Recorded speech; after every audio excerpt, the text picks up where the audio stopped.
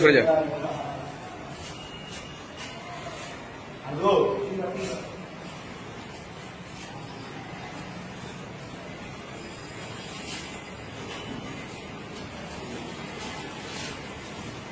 স্কুলের মধ্যে বিবাহ, ভাইরাল সেই ভিডিও। দক্ষিণ দিনাজপুর জেলার নয়াবাজার উচ্চ বিদ্যালয়ের ঘটনা।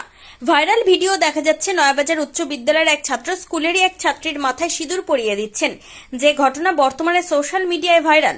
ঘটনা জানাজানি হতে এলাকায় শোরগোল পড়েছে। পুরো ঘটনা খতিয়ে দেখে স্কুল কর্তৃপক্ষ এই দুই পড়ুয়াকে সাসপেন্ড করেছেন বলে খবর। ঘটনায় নিন্দার ঝড় এলাকায়। জানা গিয়েছে দক্ষিণ দিনাজপুর জেলার গঙ্গারামপুর থানার অন্তর্গত নয়াবাজারে রয়েছে নয়াবাজার উচ্চ বিদ্যালয়। বর্তমানে এলাকার প্রায় 2000 ছাত্রছাত্রী সেখানে পড়াশোনা করেন।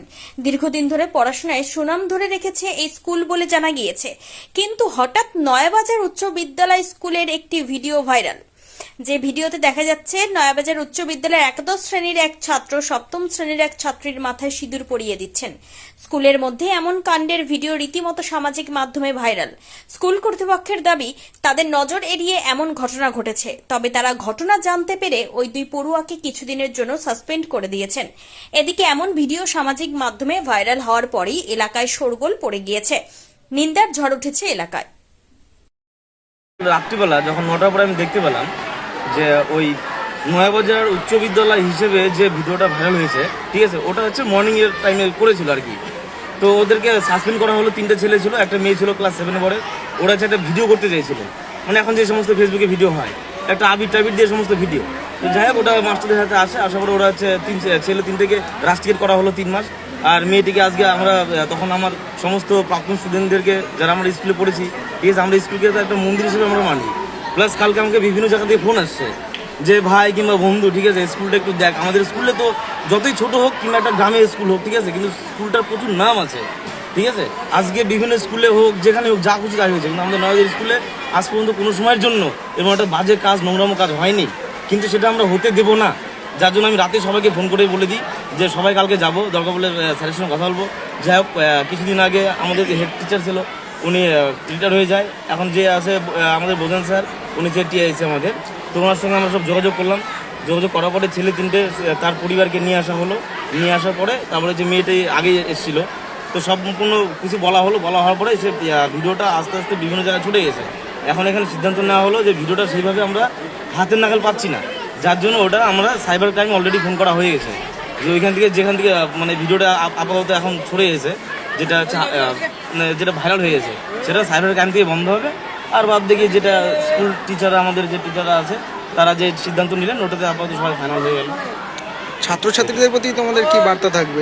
আমাদের বার্তা এটাই থাকবে যে তোমরা যেমন কিছুদিন আগে স্কুলে কোনো রকম ডিসিপ্লিন ছিল না, ছেলেপেলে ক্লাস 7-এ পড়ে তারা মোবাইল নিয়ে আসে, ঠিকমতো ড্রেস পোশাক পরে আসে না, ঠিক আছে, মানে মাস্টারদের কোনো রকম কোনো রেসপেক্ট করে না।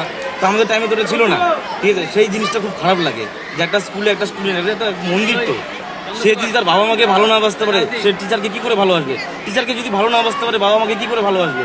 তো এই জিনিসটা, এই ভালোবাসা, এই আন্তরিকতা, এটা একদম মানে সেটা আমরা ওদের সঙ্গে তুলে ধরবো। প্লাস আমরা ভবিষ্যতে করতে দিব স্কুলে, যাতে কোনো রকম কোনো বিশৃঙ্খলা না হয়। ঠিক আছে, আমার নাম বাপ্পা সূত্রধর। আমি প্রাক্তন স্টুডেন্ট। ছিল না, ওটা রং ছিল। ঘটনাটা ঘটে যখন মর্নিং স্কুল, সম্ভবত 27-28 তারিখের দিয়ে ঘটনা। আমরা জানতে পারি 30 তারিখ মর্নিংয়ে। 30 তারিখ মর্নিংয়ে জানার পরে আমরা গার্জেন এবং ছাত্রদের নিয়ে বসি, তাতে করে ভিডিওটা আমি দেখি। তারপরে আমরা ছাত্রদেরকে বলি যে তোরা কোথায় কোথায় পাঠিয়েছিস। তারা বলে যে কিছু কিছু জায়গায় পাঠিয়েছি। তাদেরকে আমরা বলি যে তোরা যেখান থেকে পাঠিয়েছিস শিগগিরই তোরা ব্যবস্থা করছে। তারা কথা দেয় যে তারা ডিলিট করে দেবে একদিনের মধ্যে। এবং আমরা মাস্টারমশাই যারা বসছিলাম, তারা সর্বসম্মতভাবে আমরা সিদ্ধান্তে আসি যে তারা ক্লাস 11 রেজিস্ট্রেশন চলছে, তাদের রেজিস্ট্রেশনটা হয়ে গেছে। যে সেপ্টেম্বরে তাদের প্রথম সামেটিক পরীক্ষা, প্রথম সেমিস্টার। তো এই সেমিস্টার পরীক্ষার আগ পর্যন্ত তাদের ক্লাস সাসপেন্ড হবে, এটা আমরা সিদ্ধান্ত। স্কুল প্রাঙ্গণে এই ধরনের ঘটনা আপনি কি সাপোর্ট করেন? কোনো মতে সাপোর্ট করি না, এটা অত্যন্ত নিন্দনীয় ঘটনা। আমাদের অজান্তে ছুটির পরে তারা ঘটনাটা ঘটিয়েছে, ক্লাস চলাকালীন ঘটনাটা ঘটেনি। মর্নিং স্কুল হওয়ায় 11:30টায় ছুটি হয়ে যায়। আমাদের অনেক বড় বিদ্যালয়, আমাদের যে নাইট গার্ড আছে একদিক থেকে লাগাতে লাগাতে আস্তে আস্তে ঘটনাটা ঘটিয়ে ফেলেছে চোখের আড়ালে।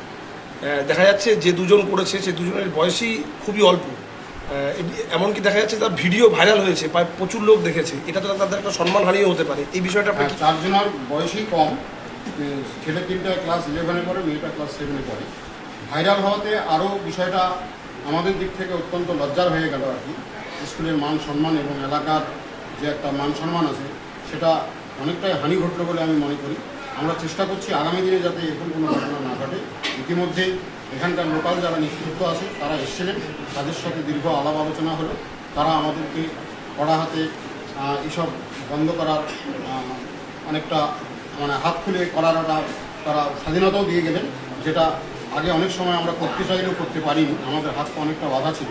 তারা অনেকটা আমাদেরকে আশ্বস্ত করে গেলেন যে আপনারা আপনাদের মতো শাসন করবেন, বিদ্যালয়কে সুশৃঙ্খল রাখার জন্য, পঠন পাঠন ভালো করার জন্য। তাতে কোনো রকম অসুবিধা হলে লোকাল নেতৃত্ব, লোকাল জনগণ আমাদেরকে পূর্ণ সমর্থন করবে, তারা এই প্রতিশ্রুতি আমাদেরকে দিলেন। শেষ পর্যন্ত ছেলে এবং ছাত্র এবং ছাত্রী দুজনে কি আপাতত সাসপেন্ডেড হয়েছে?